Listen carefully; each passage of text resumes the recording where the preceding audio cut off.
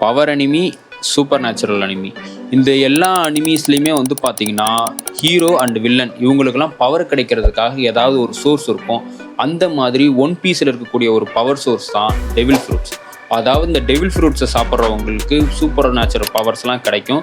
அது ரொம்ப சூப்பரான பவராகவும் இருக்கும், ஒரு ஒஸ்ட்டான பவராகவும் இருக்கும். அது அந்த ஃப்ரூட்ஸை பொறுத்துனது. அந்த மாதிரி ஒரு 100க்கும் மேலே டெவில் ஃப்ரூட்ஸ் வந்து பார்த்திங்கன்னா ஒன் பீஸில் இருக்குது. அது என்ன ஃப்ரூட்ஸுங்கிறத நம்ம வந்து பார்த்திங்கன்னா ஒரு பிளேலிஸ்ட் மாதிரி நம்ம ரெடி பண்ண போகிறோம். அதில் நம்ம பார்க்க போகிற ஃபஸ்ட்டு ஃப்ரூட் வந்து பார்த்திங்கன்னா கம்மு கம்மு நோமி. அதாவது இந்த ஃப்ரூட்டோட கரண்ட் யூசர் யாருன்னு பார்த்தீங்கன்னா மங்கி டி லூஃபி தான். இந்த ஃப்ரூட்டோட டைப் வந்து பேராமிஷியா டைப்பு. அதுவும் இல்லாமல் இந்த ஃப்ரூட்டோட எபிலிட்டி வந்து இந்த ஃப்ரூட்ஸ் சாப்பிட்றவங்களோட பாடி வந்து பார்த்திங்கன்னா ரப்பராக மாறிடும்.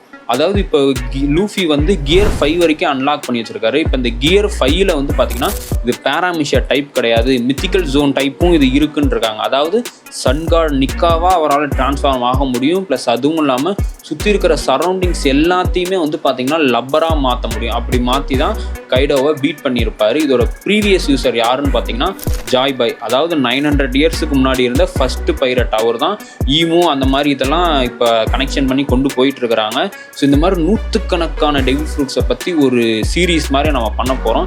இன்னும் இன்ட்ரெஸ்டிங்கான டெவில் ஃப்ரூட்ஸ் நிறைய இருக்குது. உங்களுக்கு பிடிச்ச டெவில் ஃப்ரூட்ஸும் நிறைய நம்ம பார்க்க போகிறோம்.